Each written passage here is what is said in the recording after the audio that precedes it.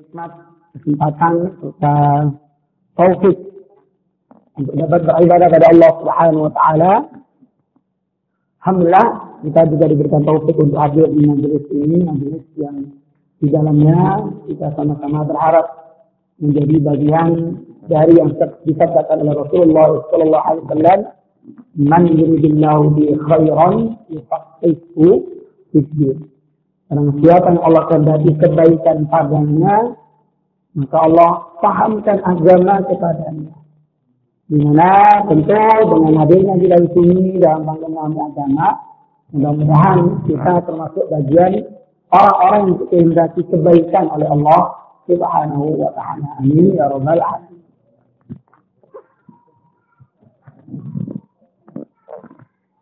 Jemaah yang dimuliakan oleh Allah Subhanahu wa taala, kita lanjutkan pembahasan pada buku Al-Fatihah, di mana pada bahasan-bahasan awal kita berbicara tentang faktor-faktor non-teknis terkait aktivitas berinteraksi dengan Al-Quran. Untuk lebih spesifik pembahasan di buku ini tentang menghafal Al-Quran Al-Karim, yang jelas diawali dengan pemahaman yang benar, niat ikhlas mengatakan Allah Subhanahu wa taala, adanya kesungguhan, kesabaran, juga keyakinan di mana Allah Subhanahu wa taala menjamin bahwasanya Al-Qur'an Al-Karim itu mudah. Dalam firman-Nya, "Wa laqad yassarna al-Qur'ana lidzikri fahal min muddakir." Dan sungguh Al-Quran itu telah kami mudahkan untuk pelajaran. Fahal min muddakir, adakah yang mau belajar? Di mana jaminan kemudahan dari Allah Subhanahu wa taala sebagaimana disebut dalam ayat ini mencakup seluruh bentuk interaksi dengan Al-Quran Al-Karim, baik itu membacanya dengan baik dan benar. Allah jamin kemudahannya, semua orang bisa, semua mulut kompatibel untuk dapat membaca Al-Quran Al-Karim dengan baik dan benar. Kemudian juga menghafalnya, semua orang punya bakat, tidak ada yang tidak berbakat. Karena ini jaminan dari Allah Subhanahu wa taala langsung, termasuk memahaminya serta mengamalkannya. Namun di sini Allah Subhanahu wa taala memberikan satu syarat, hal ini mudzakir, apakah yang mau belajar. Ini sudah kita bahas detail tentang makna ayat ini, juga beberapa kutipan dari tafsir ayat ini. Maka tentu yang menjadi fokus kita dalam berproses belajar Al-Quran Al-Karim, baik itu membacanya, yang belum bisa membaca tentu mulai belajar dari nol, yang sudah bisa membaca tentu perlu ditingkatkan kualitasnya, apalagi jika bacaannya masih belum bagus, ya. Kemudian menghafalnya. Semua aktivitas itu hanya perlu kita lakukan prosesnya saja. Jadi fokus pada melakukan prosesnya saja. Jadi fokus kita adalah lakukan saja prosesnya, lakukan atau penuhi syaratnya dari Allah Subhanahu wa taala, fa'al min mudzakir. Adakah yang belajar, orang yang mengambil pelajaran, maka Allah yang memudah. Sekali lagi, dalam belajar Al-Quran, sekali lagi yang menjadi perhatian kita, fokus saja pada melakukan prosesnya. Apakah ketika di Masjid Al-Madani ini ada program belajar Quran, kita hadir, kita ikut? Ketika ada beban tahsin, kita menjadi bagian dari salah satu pesertanya? Ada kajian tafsir, kita termasuk yang hadir? Konkret. Jadi ada upaya konkret melakukan proses itu. Dan Allah yang memudahkan hasilnya. Kemudahan dari Allah Subhanahu wa taala. Jadi jangan berpikir soal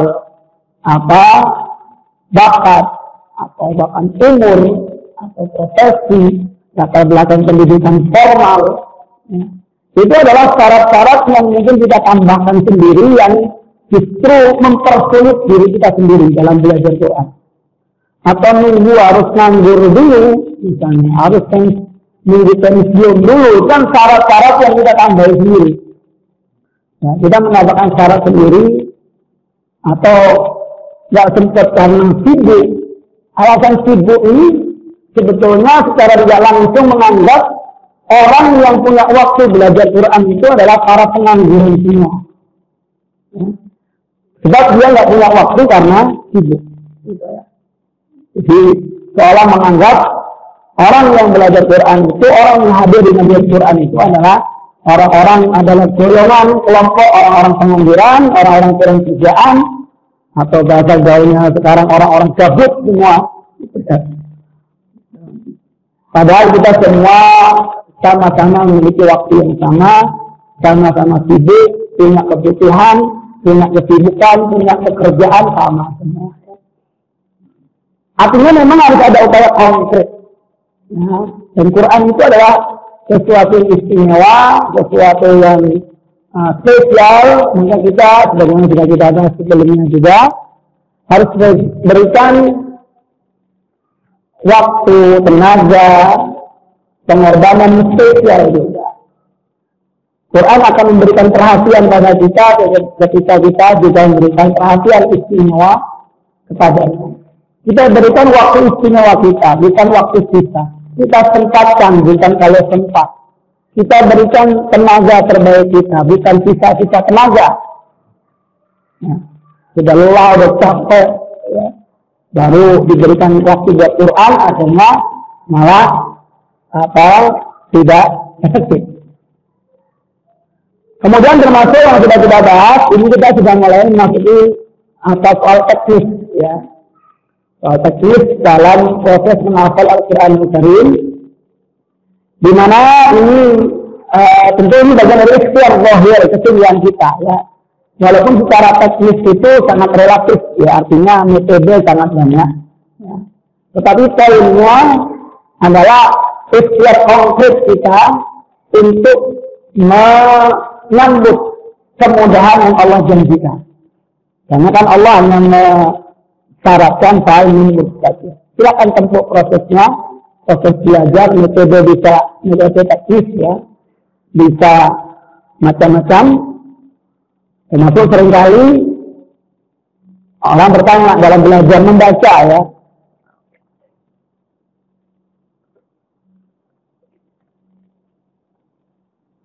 Sekarang kan banyak sekali metode belajar membaca Al-Quran, baik dari nol maupun metode tahsin dan sebagainya. Seringkali orang bertanya, dan ini hampir selalu ketika saya menyampaikan materi tentang urgensi membaca Al-Quran dengan baik dan benar, hampir selalu ada pertanyaan ini. Pertanyaannya yaitu kan sekarang banyak sekali metode belajar Al-Quran. Kira-kira metode yang mana yang paling bagus? Ini pertanyaan paling umum. Maka jawaban saya sama, yaitu metode paling bagus adalah yang kita pakai untuk belajar. Jadi semua metode bagus, dan yang paling bagus adalah yang membuat kita belajar. Dan yang tidak bagus, di saat banyak sekali pilihan metode belajar, banyak sekali pilihan tempat belajar, dan kita tetap tidak belajar.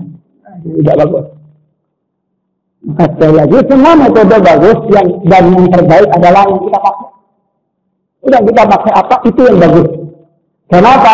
Karena itu yang menjadikan kita belajar. Dan tetapi tidak bagus ketika sekian banyak pilihan metode, banyak pilihan tempat belajar, tapi kita tetap tidak belajar. Itu masalah. Intinya, ya, seperti yang saya tegaskan tadi, fokus lakukan prosesnya saja. Termasuk proses di sini, proses menghafal. Ya, ini saya berikan satu konsep, ya, yang setidaknya ini pengalaman saya lakukan, termasuk saya ajarkan selama ini, bahwa saya menghafal Al-Quran itu, ini sudah kita bahas sebelumnya. Di antara yang kemudian memudahkan, ya, adalah menghafal per makna atau per bagian, jadi bukan per ayat. Ya, memang ada mungkin yang menyarankan per ayat, gitu, ya. Tetapi memang dari pengalaman, jika hafalan itu semakin banyak, itu ada sedikit kelemahan, yaitu merangkai antar ayat. Jadi, namun ketika memang tidak banyak, tidak ada masalah. Tapi ketika semakin banyak, biasanya nanti kendalanya di menyambung antar ayat. Tapi ini misalnya per makhluk atau per bagian. Misalnya satu halaman kita bagi 3, atau satu halaman kita bagi 2, atau satu halaman full, atau kita menghafal per satu lembar kita mampu. Per satu lembar berarti 2 halaman. Jadi atau tadi ya misalnya ingin sedikit-sedikit tetap tidak kita penggal per ayat, tetapi satu halaman misalnya kita bagi 3. Itu istilah tahfidz itu biasanya istilahkan makro hafalan atau penggalan atau potongan hafalan. Termasuk sebetulnya di dalam Al-Quran ini dan mushaf ya, halaman, kemudian juz, lalu juga kalau di mushaf Timur Tengah itu ada hizb. Nama hizb itu tidak di samping itu seperti tanda tidak masjid itu ya, ada hizb. Atau ada tulisannya kecil hizb. Hizb ini artinya bukan partai ya. Memang hizb maknanya bisa kelompok, golongan, partai ya. Kalau di sini maknanya bagian. Ya, pembagian. Di Quran ada istilah hizb. Nah, sampai kita lihat kok ada partai di sini enggak. Itu hizb itu artinya bagian. Biasanya kalau di satu juz itu di Mushaf Timur Tengah dibagi 8 hizb. 8 bagian. Itu adalah patokan untuk menghafal gitu. Jadi bukan patokan untuk wakaf tidak. Ya. Jadi bahwasanya sekali halaman, juz, hizb itu semua bukan patokan kita memulai atau mengakhiri tilawah. Sebab memulai atau mengakhiri tilawah itu patokannya adalah makna. Atau kalau dalam bahasa wakaf disebut wakaf tam. Ketika makna itu sempurna ke satu tema. Termasuk memenggal ayat, misalnya dalam satu surat, misalnya kita bagi berapa bagian untuk misalnya sholat, itu patokannya juga makna. Jadi bukan patokan halaman, patokan lembar, tidak. Sekali lagi, terkait ilmu wakaf tidak sebetulnya. Bahwasanya halaman, hizb, juz itu semua bukan patokan wakaf. Bukan. Biasanya kalau di Quran itu ada tanda ain. Nah itu namanya patokan wakaf. Namanya wakaf tam. Tanda ain.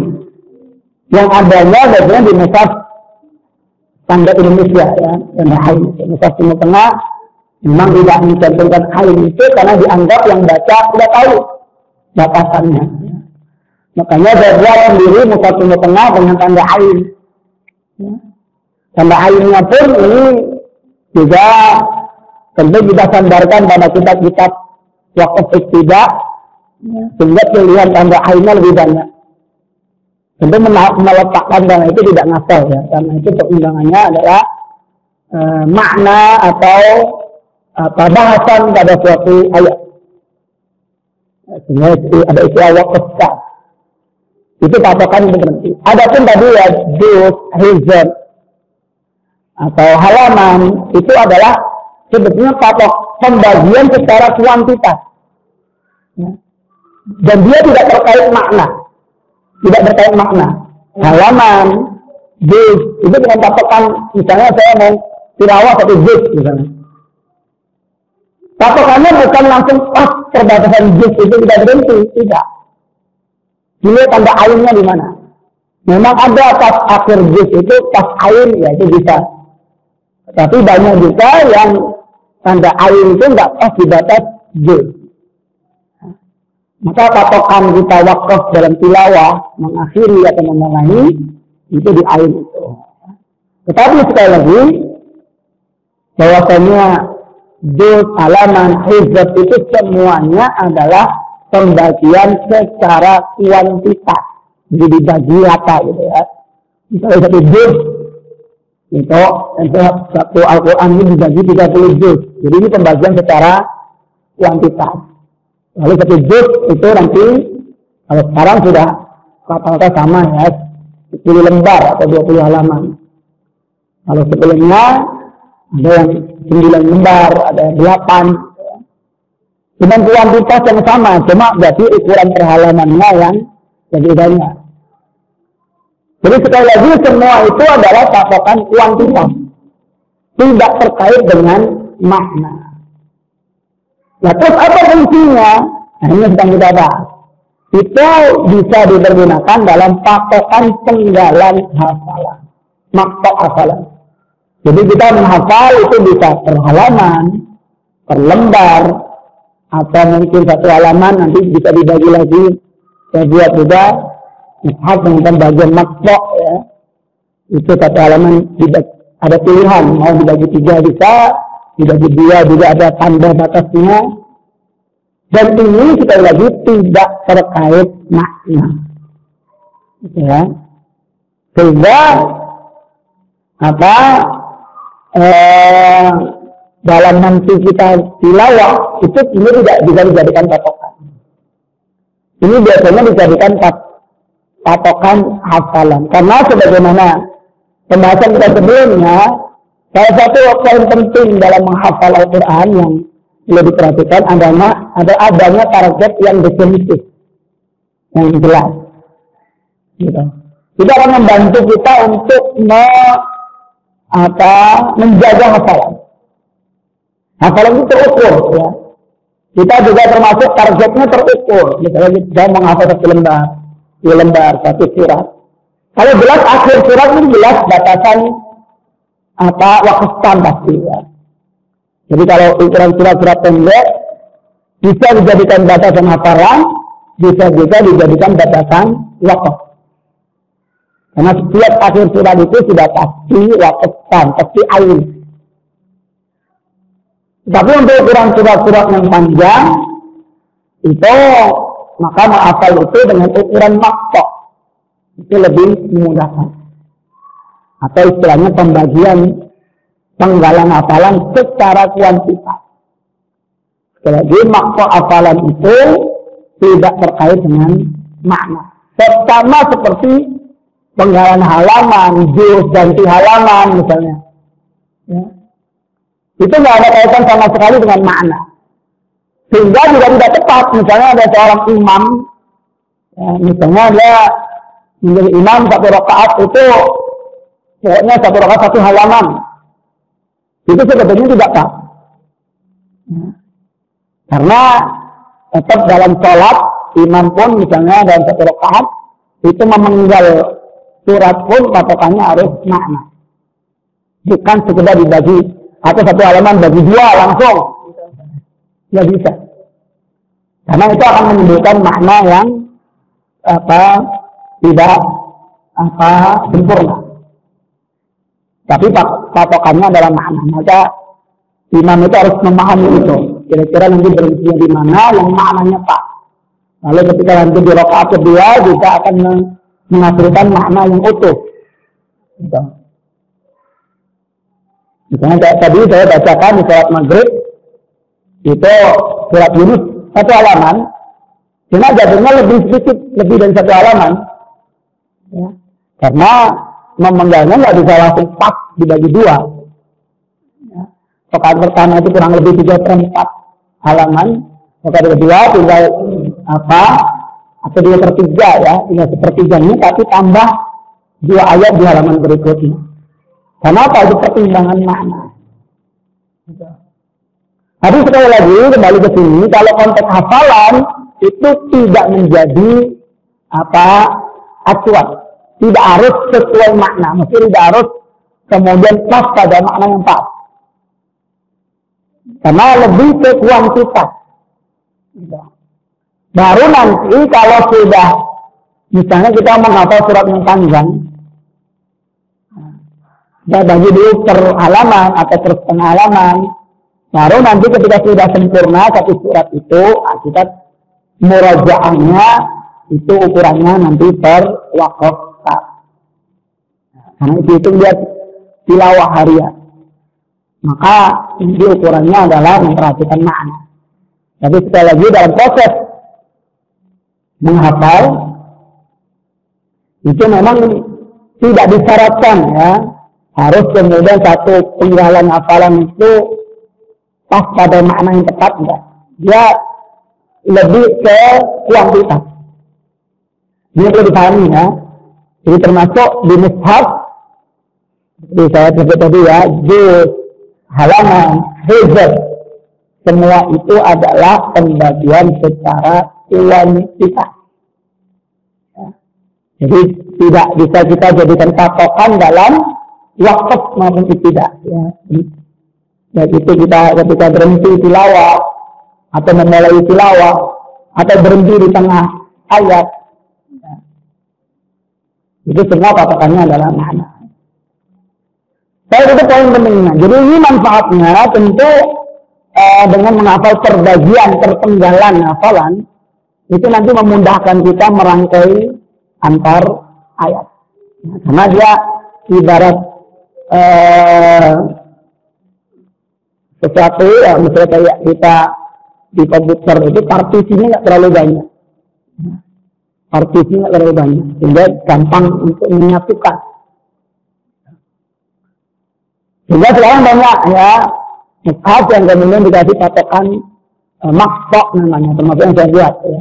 Buat satu halaman itu bisa dipilih, mau langsung satu halaman bisa, mau dibagi 3 bisa, ada patokannya ya. Ada blok warnanya yang kemudian ini penggalan sepertiga pertama, sepertiga kedua, sepertiga ketiga. Mau dibagi 2, satu halaman juga bisa, ada patokannya. Dan sekali lagi ini tidak ada kaitan dengan makna. Karena itu murni semata membagi rata secara kuantitas. Dan memang itu yang diperlukan di dalam proses menghafal. Sebagaimana sudah kita bahas sebelumnya, di antara hal penting dalam proses menghafal itu adalah adanya target yang jelas dan terukur. Dan terukur ini tentu akan lebih gampang mengukur ketika patokannya kuantitas. Terus kalau patokannya makna, itu nanti panjangnya beda-beda. Ada yang satu ain itu 1 halaman lebih. Ada yang cuma setengah halaman. Ada yang 3/4 halaman, 1 ain. Akhirnya susah kita untuk mengukurnya. Dan sekali lagi, secara syar'i ya, secara syar'i ini, kita berbicara hukum syar'inya, itu dibenarkan ya, kalau dalam proses menghafal. Itu dibenarkan.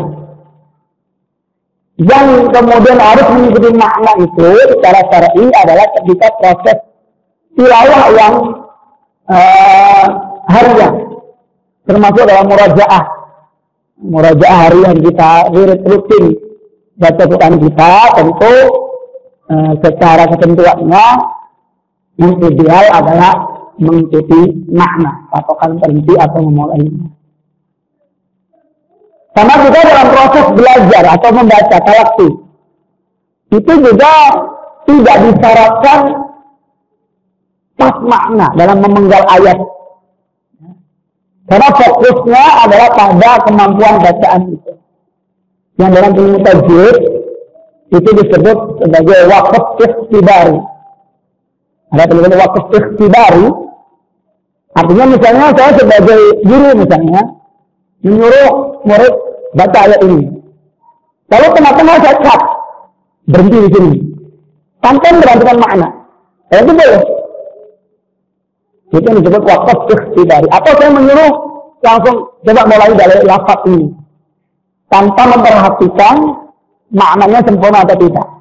Dalam proses talaqi itu dibenarkan. Karena fokusnya adalah menguji kemampuan bacaan. Sehingga disebut istilahnya waqf ikhtibari. Ikhtibari ini ujian. Makanya termasuk dalam misalnya buku misalnya metode belajar membaca, kan ayat ini dipenggal-penggal begitu yang seperti saya buat juga ya. Saya juga buat metode sendiri Itu kan saya mencomot-comot ayat, memenggal-menggal ayat tentu memperhatikan makna. Karena fokusnya pada bahasan, misalnya bahasan idza qambiluna. Saya ambil aja contoh idza qambiluna. Saya potong ayatnya. Tanpa memperhatikan makna.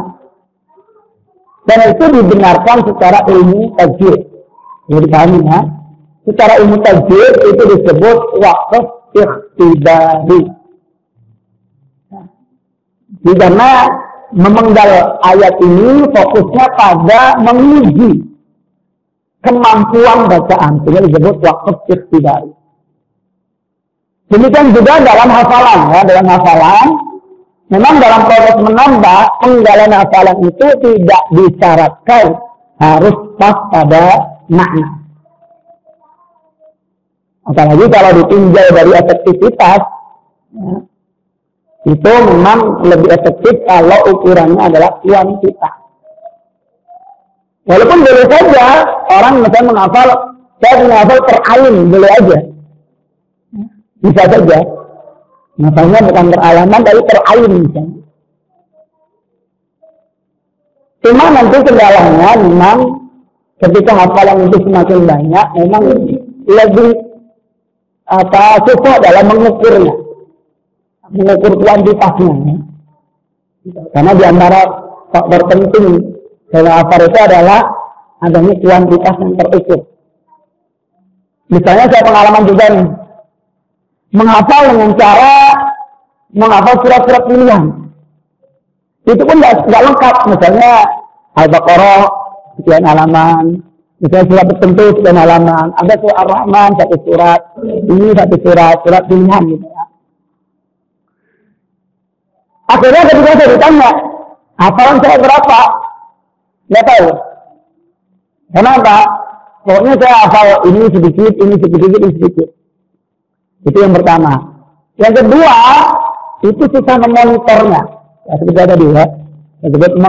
Mengontrolnya lebih susah. Dibandingkan dengan kemudian berurutan, walaupun boleh saja ya, boleh kita ingin hafal surat-surat tertentu saja, boleh, bisa.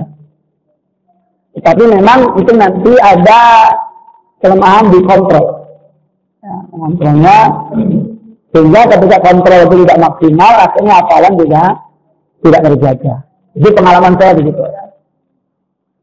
Makanya lebih bagus menghafal itu lebih terukur adalah yang pertama berurutan. Boleh dari belakang atau dari depan, atau misalnya langsung kita tetapkan per juznya, atau misalnya 5 juz terakhir, atau 4 juz terakhir, 3 juz terakhir misalnya begitu. Itu jelas, lebih konkret. Setelah hafalan juz 28, 29, 30 gitu. Baru nanti ketika menghafal itu dibagi maktok atau penggalan hafalan. Sehingga tadi ya, ini karena faktor penting dalam efektivitas adalah yaitu terukur tadi. Ini poin yang kedelapan dari buku ini terkait menghafal perpenggalan.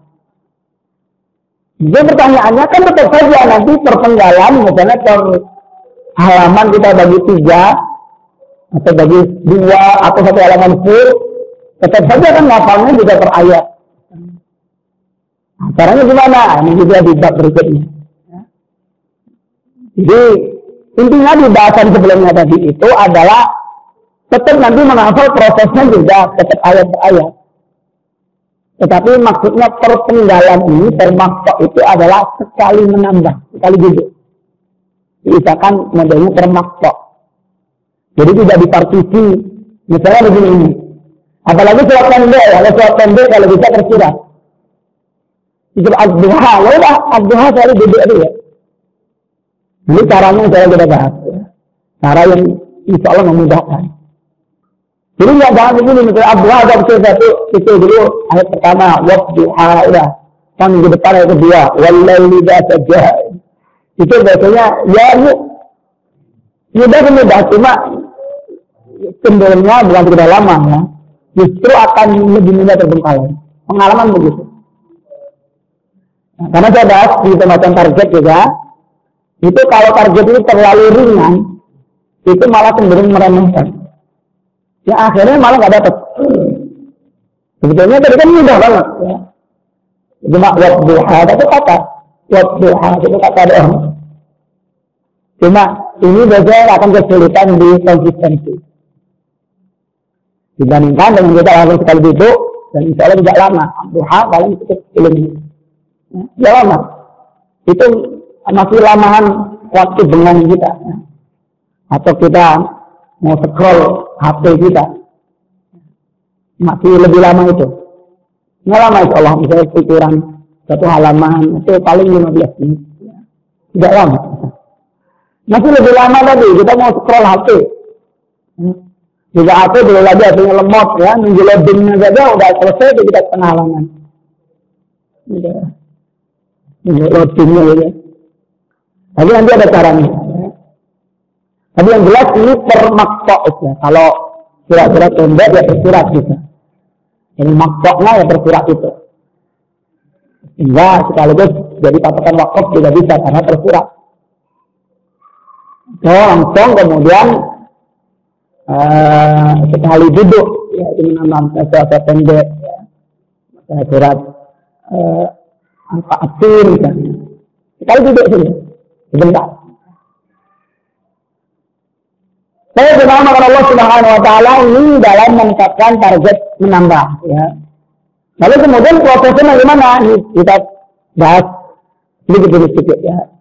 Tentu kita akan mudah menghafal kalau itu ayat itu atau halaman atau surat tertentu itu sudah familiar bagi kita. Contoh surat mungkin yang sudah sering kita baca atau sering kita dengar, pas kita ingin menghafalnya biasanya lebih mudah. Kan begitu ya. Itu konsep umumnya begitu. Tapi semua merasakan. Misalnya kita sudah sering dengar nih imam baca surat-surat pendek. Lalu kita belum hafal, tapi pas kita ingin menghafalnya lebih mudah. Kenapa? Sudah familiar. Atau orang yang mungkin sudah biasa membaca surat Yasin misalnya. Sebetulnya kalau ingin menghafalnya itu lebih mudah. Tapi faktanya banyak juga orang yang sudah sekian baca-baca tapi tidak hafal-hafal juga. Jadi karena memang tidak ada proses menghafal. Makanya kalau ada pertanyaan begini, ada pertanyaannya. Kalau kita membaca terus berkali-kali, apakah nanti lama-lama bisa hafal? Jawabannya tidak. Akrab iya. Tapi nanti ketika mau menghafal lebih mudah, jelas. Sekali lagi, konsep ini sebetulnya ada yang mengatakan gitu. Misalnya, baca aja, enggak apa lama apa sendiri enggak. Ya. Saya berbicaranya adalah fakta, konkret. Tapi menjadikan akrab, kalau iya. Kemudian kalau kita mau menghafalnya, insya Allah jauh lebih mudah. Tetapi otomatis hafal tidak. Karena faktanya begini, faktanya ya. Jangankan hanya sekedar membaca berulang-ulang. Ya. Bahkan orang yang sudah hafal sekalipun, kalau dia murojaahnya terus dinazar, mau berapa kali pun hafalan itu tidak pernah kuat. Ya. Ini orang yang sudah hafal ya. Orang yang sudah hafal, misalnya dia setiap murojaah selalu buka mushaf. Dia merasa pasti dalam hatinya, oh ini sudah hafal saya, udah hafal. Coba mushaf ditutup, pasti berantakan. Apalagi menjadi imam. Banyak imam begitu, saya berkata imam ini begini. Dia merasa sebelum sholat itu dia sudah lancar. Tapi dinazar, ya dinazar maksudnya dengan membuka mushaf. Waktu dia meraja, oh sambil dalam hati ini, oh ini sudah kuat, ya udah hafal. Pas sholat ternyata banyak orang ragu. Dicontoh. Apalagi belum dihafal. Kalau familiar, akrab, iya. Jadi ini saya sampaikan. Memang mungkin ada yang mengatakan, pokoknya nanti dibaca aja terus kalau lama-lama dikatakan sendiri tidak. Kecuali surat pendek ya, pendek yang memang ya sering kita baca. Tapi untuk surat-surat panjang tidak. tetap harus ada proses menghafalnya itu. Walaupun nanti insya Allah jauh lebih mudah ketika sudah kita sering baca. Ya. Tetapi tidak otomatis. Sekali lagi yang tidak itu tadi tidak otomatis hafal. Kenapa? Karena faktanya ya, jangan yang belum hafal. Yang sudah hafal pun, tetapi kalau dia murajaahnya selalu bin nazar dengan melihat mushaf, maka hafalan ini tidak akan pernah kuat. Tidak pernah yakin. Nanti ada bahasan sendiri tentang metode murajaah yang efektif. Ada bahasan sendiri. Tapi itu jangan terjadi. Banyak orang, terutama sekarang ini, wallah lama motivasinya, terus terang saya termasuk yang tidak sependapat ya dengan fenomena ini, di mana banyak lembaga yang hanya mengejar target selesai skor.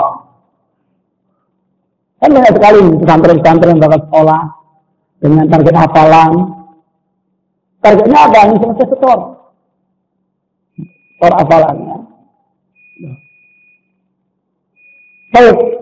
Jadi misalkan masuk waktu sholat, jeda azan dulu. Baru kita lanjut kembali setelah azan.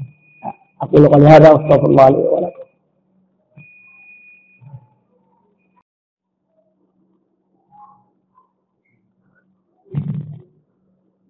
Baik, kita lanjutkan kembali. Tadi terkait selesai setor. Ya.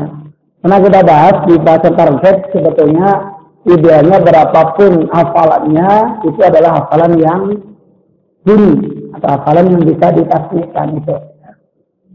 Seringkali alasannya kan tinggal menguatkan. Tapi faktanya, karena saya selalu berbicara fakta, ya, karena saya ini bukan akademisi, tapi orang lapangan, orang yang terjun langsung di lapangan. Faktanya hafalan itu tidak pernah kuat. Ya, ada yang lulusan pesantren tahfiz, ya, banyak. Katanya sudah selesai setor 30 juz. Sampai kemudian bertahun-tahun, sampai dia menikah, sampai dia ngajar pun, hafalannya kita tidak yakin. Itu yang saya lihat. Ya. Ada orang yang sudah lulus praktek 10 tahun yang lalu bahkan sudah ngajar jadi guru tahfiz di sekolah. Tetap hafalan gurunya pun tidak kuat. Faktanya begitu. Makanya tetap tentu lebih efektif adalah ketika berapapun hafalan itu selalu terjaga, dan nanti akan kita bahas mekanismenya di buku ini. Bagaimana berapapun hafalan kita, berapapun yang kita tambah, tapi hafalan itu tetap terjaga semua. Itu poinnya. Nanti kita bahas. Ya. Jadi itu yang saya katakan tadi. Sehingga tetap sekedar membaca saja tentu tidak otomatis hafal. Karena dia sudah hafal sekalipun atau pernah hafal ya. Lalu ini banyak terjadi juga santri-santri ini malas murajaah sehingga dia murajaahnya binazar terus. Sehingga kemudian ketika ditanya sudah murajaah sudah. Ya. Tapi murajaah dengan cara seperti itu tidak berefek kepada kualitas hafalannya. Ya. Ini karena dia berat, karena malas, karena berat. Kalau kemudian murajaah bil ghaib, ya, untuk hafalan yang kuat itu harus dibiasakan murajaah bil ghaib. Bil ghaib itu artinya tanpa melihat mushaf. Ya. Itu sehingga tetap proses membaca berulang-ulang itu fungsinya adalah mengakrabi. Nanti ada proses menghafalnya. Makanya ini jadi dalam tadi kan konsepnya ketika kita pada ayat-ayat atau surat yang familiar, kita mudah menghafalnya. Sehingga bagaimana kita menghafal surat apapun, halaman manapun tetap mudah. Ya caranya sebelum kita hafalkan, potongan yang kita pilih. Kita tetapkan penggalan misalnya kita menghafal surat Al-Mulk halaman pertama, atau kita bagi dua, setengah halaman. Kita baca dulu berulang-ulang secara utuh. Ini proses berikutnya.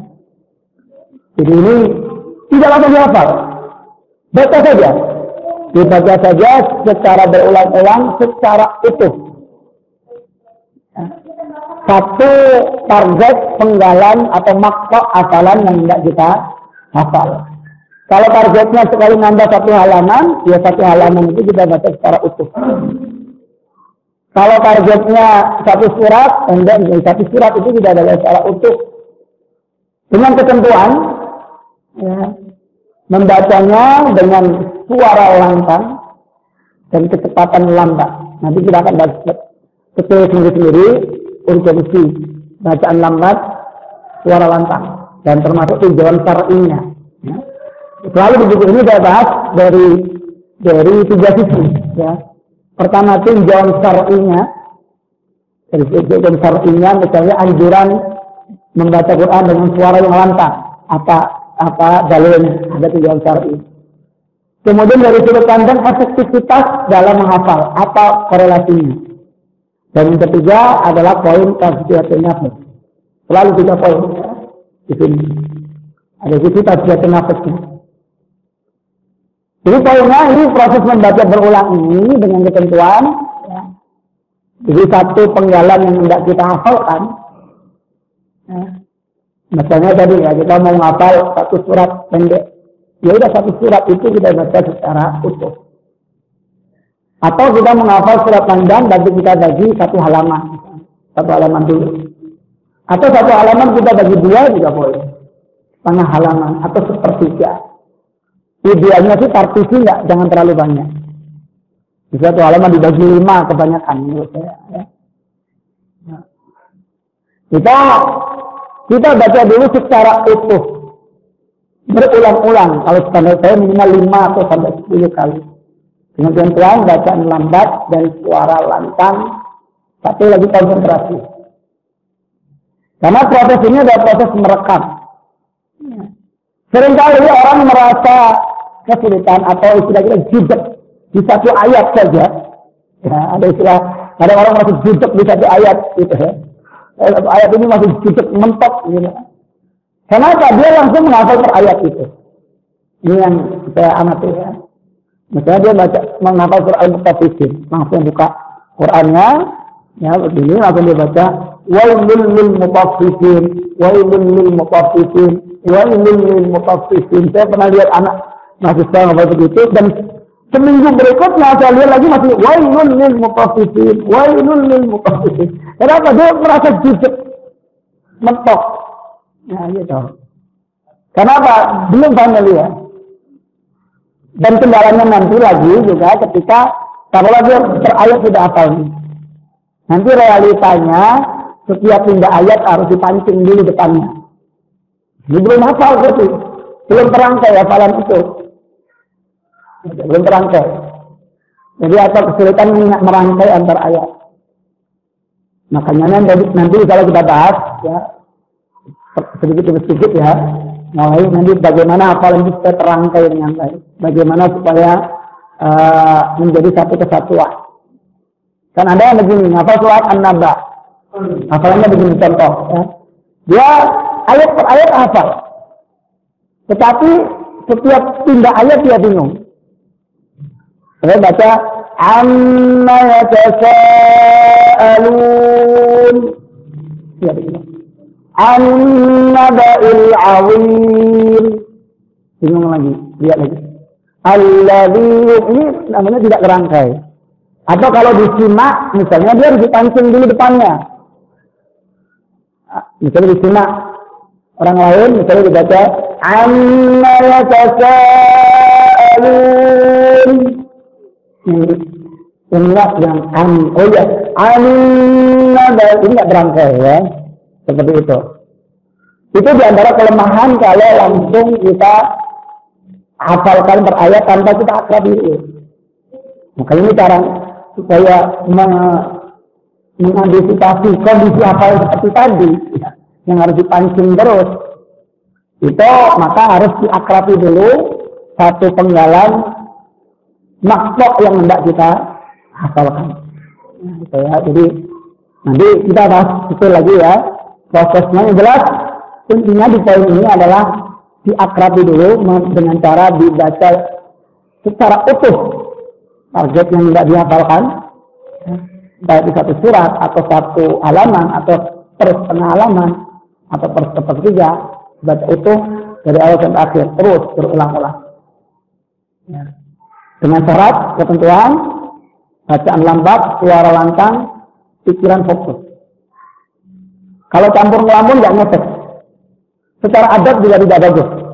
Secara adab itu tidak bagus. Bagi sambil sampingnya HP begini, sambil lihat, sambil scroll Facebook, sambil begini. Jelas secara adab tidak bagus, ya. Tetapi secara efek hafalan juga tidak berefek. Tidak pada keakraban itu. Kan tujuan mengakrabkan, merekam.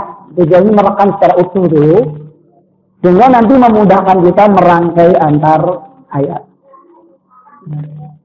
Yang jelas kelebihannya ini adalah mudah dilakukan, tinggal baca. Kita nggak perlu mengeluarkan pikiran. Nggak perlu mikir ini. Karena yang penting tentu bacaan kita sudah ideal dulu, ya. Atau misalnya kita belum yakin dengan bacaan kita, takut ada yang salah. Yang pertama kita minta disimak dulu secara nazar. Simak dulu, setelah dikoreksi target yang hendak kita hafalkan, maka baru kita baca berulang-ulang sendiri setelah dikoreksi. Sebab nanti kalau bacaan itu ada yang salah, tidak terkoreksi, lalu kita hafal, itu nanti untuk membetulkannya butuh proses lagi, karena memori salahnya sudah mengendap. Seperti contoh tadi sebelum kesini, saya menerima setoran juga, hafalan. Ada satu ayat yang salah di harokatnya. Maka nggak bisa saya koreksi saja. Sekali itu saya betulkan. Saya sering mengulang 10 kali ayat itu saja. Untuk menghilangkan memori lamanya yang salah. Ulang lagi. Ulang lagi. Untuk menghilangkan memori lamanya. Sebab kalau sekedar dikoreksi sekali, nanti refleksnya tetap refleks yang lama. Karena dia sudah mengulang mungkin 20 kali. Ya, dengan bacaan yang salah. Dibetulkan sekali akan kembali ke memori yang lama. Gitu. Jadi itu faktanya begitu, ya. Maka memang supaya meminimalisir itu, kalau kita memang belum yakin dengan bacaan kita, kalau ada yang salah, di bacaan pertama untuk membaca secara utuh ini, minta disimak dulu. Tentu orang yang memahami tajwid, supaya bisa mengoreksi. Disimak, kalau menyimak nggak bisa mengoreksi atau nggak berani mengoreksi. Ya. Jadi harus yang bisa mengoreksi dan berani mengoreksi. Ya. Karena ada juga yang mau mengoreksi sungkan. Karena ini misalnya orang tua. Gitu ya. Ya, ini insya Allah kita akan bahas lagi pada kesempatan berikutnya. Sudah menjelang waktu komat. Kita cukupkan ya materi kita pada kesempatan kali ini. Insya Allah kita akan bahas lebih detail lagi secara teknis. Ini kita bahas teknis.